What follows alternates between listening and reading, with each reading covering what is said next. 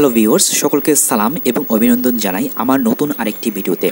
আমার কাছে অনেকেই জানতে চেয়েছেন বর্তমানে এনবিআর কর্তৃক প্রবাবিলিটি ট্যাক্স রিটার্ন স্ল্যাবে কী রয়েছে। তাই আমি এখন ট্যাক্স রিটার্ন স্ল্যাবের A to Z বিস্তারিত আলোচনা করছি। ভিডিওর শেষ পর্যন্ত দেখলে আপনি ট্যাক্স রিটার্ন ও এর স্ল্যাব সম্পর্কে সঠিক রুলস অনুযায়ী ট্যাক্স রিটার্ন ক্যালকুলেশন সুন্দরভাবে বুঝতে পারবেন। তাই ভিডিওটি আপনার জন্য ইম্পর্টেন্ট হতে চলেছে, স্কিপ না করে পুরো ভিডিওটি দেখুন। এনবিআর কর্তৃক প্রবাবিলিটি ট্যাক্স স্ল্যাব আলোচনার পূর্বে বর্তমানে ট্যাক্স স্ল্যাবটি আগে আলোচনা করছি আপনাদের বোঝার সুবিধার্থে। তাহলে চলুন আমরা শুরু করছি। আপনারা দেখতে পাচ্ছেন যে ইনকাম ট্যাক্স ক্যালকুলেশনের প্রথম যে স্ল্যাব রয়েছে সেখানেতে 3.5 লাখ টাকা, অর্থাৎ আপনার 3.5 লাখ টাকা ট্যাক্সেবল ইনকামের ভিতরে রয়েছে, অর্থাৎ আপনার কোনো এখানে ট্যাক্স দিতে হবে না। Okay, calculation of tax first slab. Then হচ্ছে সেকেন্ড স্ল্যাবে হচ্ছে 1 লাখ টাকা। পরের যে আপনার ট্যাক্সেবল ইনকামের 1 লাখ টাকা, এই 1 লাখ টাকার উপরে হচ্ছে 5% আপনার ট্যাক্স দিতে হবে। পরে 3 লাখ টাকার উপরে 10%, পরে 4 লাখ টাকা হচ্ছে 4 লাখ টাকার উপরে হচ্ছে আপনার 15%, পরের হচ্ছে 5 লাখ টাকার উপরে হচ্ছে আপনার 20% এবং রেস্ট অফ অ্যামাউন্টের উপরে 25%। ওকে, এটা হচ্ছে প্রিভিয়াস যে ট্যাক্স রিটার্ন স্ল্যাব ছিল সেটা। এবং এনবিআর কর্তৃক প্রবাবিলিটি ট্যাক্স রিটার্ন যেটা রয়েছে সেটা আমি দেখাচ্ছি। প্রবাবিলিটি 3.5 লাখ টাকা পর্যন্ত আপনার কি জিরো ট্যাক্স। ওকে, 1 লাখ টাকা, পরের 1 লাখ টাকা হচ্ছে আপনার কি 5%, পরের 4 লাখ টাকার উপর হচ্ছে 10%, পরের 5 লাখ টাকা 15%, এখানে ডিফারেন্স রয়েছে। পরের 5 লাখ টাকা 20% এবং রেস্ট অফ অ্যামাউন্টের উপরে হচ্ছে আপনার 25%। তাহলে দেখুন এখানে কি 5 লাখ নিয়েছে এবং পরেও 5 লাখ। ওকে, এবং আগের কি ছিল 4 লাখ, তাহলে এখানে একটা ডিফারেন্স চলে আসে। ওকে, তাহলে এখন আমরা একটা এক্সাম্পল সহকারে আমরা বর্তমান ঠিক আছে যে প্রবাবিলিটি ট্যাক্স রিটার্ন স্ল্যাব সেটা আমি সুন্দরভাবে আলোচনা করছি। যে ট্যাক্স রিটার্ন স্ল্যাবের পার্থক্য রয়েছে সেটা আমি সুন্দরভাবে আলোচনা করছি একটা এক্সাম্পল সহকারে।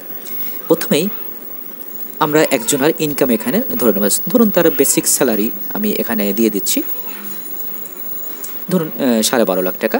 তার অন্যান্য অ্যালাউন্স ধরুন হচ্ছে 16.5 লাখ টাকা এবং আদার্স যদি তার কিছু থাকে সেটাও আমরা এবার দিয়ে একটু ক্যালকুলেশন করছি এত। তাহলে তার টোটাল স্যালারি হচ্ছে 20,50,000 টাকা, হ্যাঁ, টোটাল স্যালারি। এবং এক্সাম্পটেবল স্যালারি হচ্ছে 4.5 লাখ। এটা কীভাবে হলো? এখানে দেখুন 20,50,000 উপরে হচ্ছে তার 3 দিয়ে ভাগ, ঠিক আছে, 3 দিয়ে ভাগ করলে কত হলো? 6,83,000 সামথিং। ওকে, তাহলে এখানে দেখুন 6,83,000 সামথিং, এটা নাকি 4.5 লাখ, কোনটা লোয়েস্ট?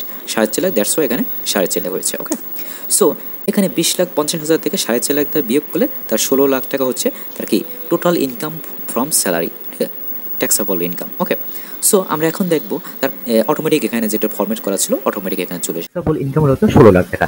এই 16 লাখ টাকার উপর হচ্ছে এই ট্যাক্সের যে স্ল্যাব রয়েছে সেই অনুযায়ী কর্তন করা হবে। তাহলে 3.5 লাখ টাকার উপর হচ্ছে কি কোনো ট্যাক্স কাটা যাবে না।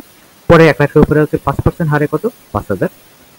পরে মনে করেন 3 লাখ টাকার উপর হচ্ছে 10% 30,000। পরে 4 লাখ টাকার উপর হচ্ছে 15% 60,000। পরের 5 লাখ টাকার উপর হচ্ছে 90,000। ওকে, তাহলে তার কত হলো? 1,85,000 টাকা। এখন আমরা দেখব এনবিআর কর্তৃক প্রবাবিলিটি যে ট্যাক্স রিটার্ন স্ল্যাব রয়েছে সেখানে কি বলে। 16 লাখ টাকা অটোমেটিক চলে আসলো।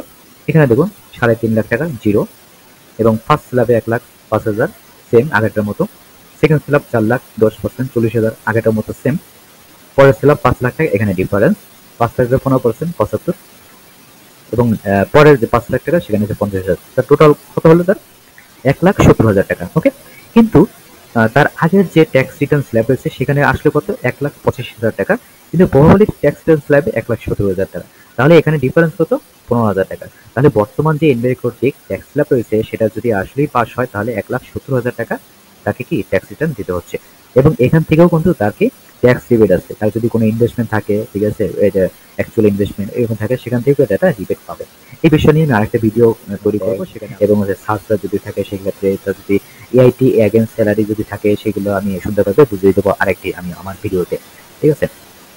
আমরা এখানে আশা করি আপনারা আজকের আমার ভিডিওতে ইনকাম ট্যাক্স রিটার্নের যে স্ল্যাব রয়েছে, ঠিক আছে, প্রিভিয়াস এবং বর্তমানে প্রবাবিলিটি, সেটা আপনারা সুন্দরভাবে বুঝতে পেরেছেন, ঠিক আছে। আমি নেক্সটে আরো ইম্পর্টেন্ট এরকম ট্যাক্স রিটার্ন সম্পর্কে ভিডিও আমি খুব শীঘ্রই আপলোড করবো।